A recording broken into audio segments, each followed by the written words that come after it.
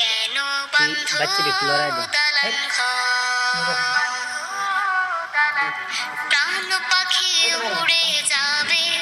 পিঞ্জর ছেড়ে,